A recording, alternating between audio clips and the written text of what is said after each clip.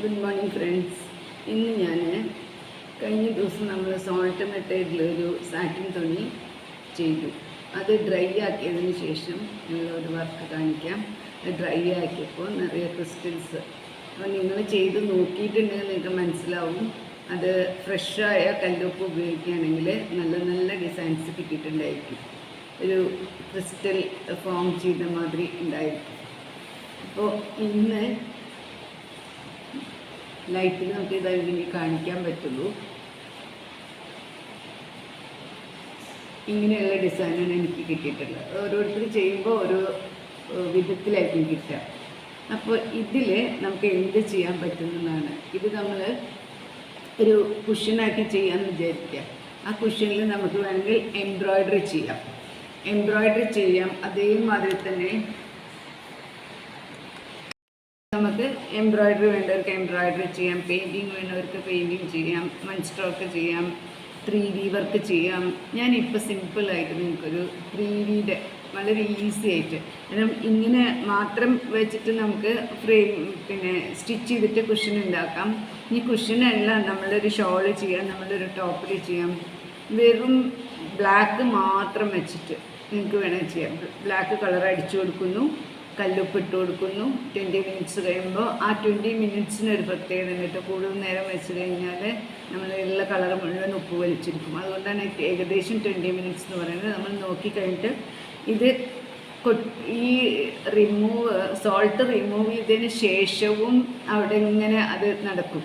ആ കളർ ഇങ്ങനെ വെളിഞ്ഞ് ഒരു കളറ് പ്രത്യേക ഡിസൈൻസ് ഫോം ചെയ്യും. അപ്പോൾ അതുകൊണ്ട് മാക്സിമം 20 മിനിറ്റ് വെച്ചാൽ മതി. അപ്പോൾ അതൊക്കെ കഴിഞ്ഞ് 24 hours കഴിഞ്ഞ് അയൺ ചെയ്ത് ഒരു 3 days കഴിഞ്ഞിട്ട് വാഷ് ചെയ്തിട്ട് നിങ്ങൾക്ക് എന്ത് ചെയ്യാമെങ്കിൽ എന്ത് വർക്കും വേണമെങ്കിൽ ചെയ്യാം. അപ്പോൾ ഇന്ന് ഞാൻ 3D ഉപയോഗിച്ചിട്ട് ഒരു വർക്ക് ചെയ്യാൻ പോവുകയാണ്.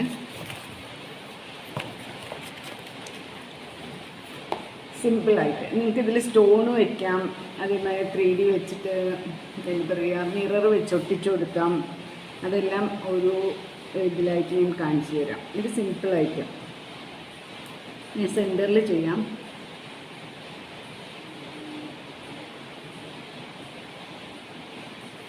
ഈ ഒരു ഡിസൈൻ എല്ലാവർക്കും ചെയ്യാൻ പറ്റും. ഇത് ഞാൻ ആക്ച്വലി ബിഗിനേഴ്സിന് വേണ്ടിയിട്ടാണ് കേട്ടോ ഇതൊക്കെ കാണിക്കുന്നത്. സ്ഥിരമായി ചെയ്ത് ശീലമുള്ളവർക്ക് ഇത് വളരെ സിമ്പിളാണല്ലോ എന്ന് തോന്നും. വളരെ സിമ്പിൾ തന്നെയാണ് ശരിക്കും. അപ്പോൾ എല്ലാവർക്കും ചെയ്യാൻ പറ്റിയതാണ്.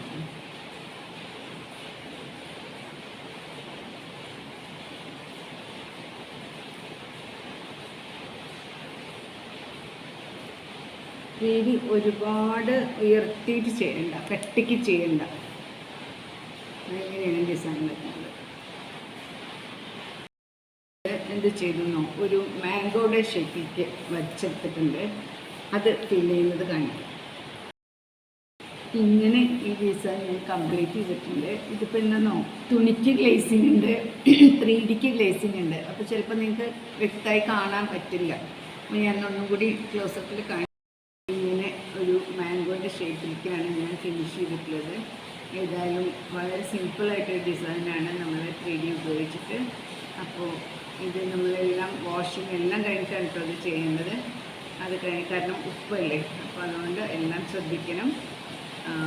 ഇഷ്ടപ്പെട്ടാൽ നിങ്ങൾ ലൈക്ക് ചെയ്യണം, ഷെയർ ചെയ്യണം, കമൻറ്റ് ചെയ്യണം. സബ്സ്ക്രൈബ് ചെയ്യാതെ കാണുന്നുള്ള സുഹൃത്തുക്കൾ ഉണ്ടെങ്കിൽ ഒന്ന് സബ്സ്ക്രൈബ് ചെയ്തിട്ട് സപ്പോർട്ട് ചെയ്യണം. Thank you so much.